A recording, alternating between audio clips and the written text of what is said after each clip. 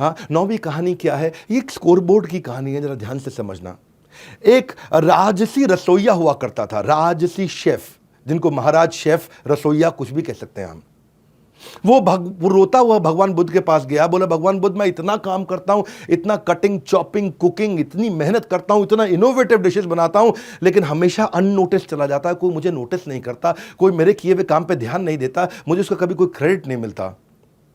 तो भगवान बुद्ध उसको देख के मुस्कुराए और बोले एक बात बताओ कि इस पूरे के पूरे राजमहल का जो सबसे बड़ा द्वार है, मेन द्वार, वो कितना दूर है? वहां तक पहुंचने में कितना देर लगता है? रसोइये ने कहा कि भगवान वहां पहुंचने में 2 घंटा लगता है। अगर मैं वहां होकर के आऊं, वापस आऊं तो 2 घंटा लग जाएगा। भगवान ने कहा कोई बात नहीं, जाओ, पर जल्दी से जल्दी लौट के आना, बस उस दरवाजे को छू के आना। वो रसोइया भागा भगवान के आदेश पे और वापस आया, 1 ही घंटे में वापस आ गया। तो सारे देख के हैरान, बोला था दरवाजे को छू के आना, 2 घंटे का काम, 1 घंटे में लौट के आ गया, झूठा आदमी। लेकिन उसने कहा नहीं भगवान, मैं दरवाजे को छू के आया। बोले कैसे छुआ? बोले मैं भागते हुए गया था और भागते हुए आया। भगवान ने कहा कि इन सब मानेंगे तभी जब तुम एक बार और करोगे। वो एक बार और गया, भागा और वापस छू के 1 घंटे में आ गया। लोग अभी भी नहीं माने, ये गया ही नहीं होगा, छुआ ही नहीं होगा। तो भगवान ने कहा फिर क्या किया जाए?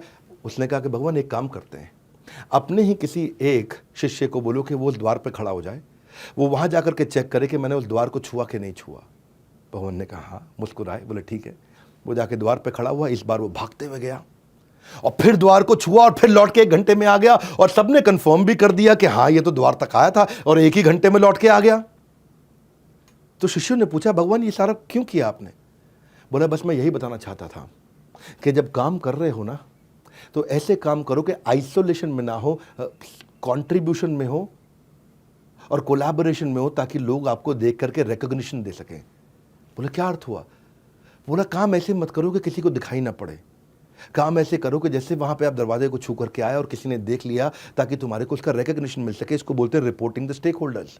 एक विजिबल स्कोर बोर्ड, आज की मैनेजमेंट की पढ़ाई में इसको कहते हैं visibility and accountability. Visible score board business में भी, काम के अंदर भी, ऑफिस के अंदर भी ऐसा ही करना चाहिए।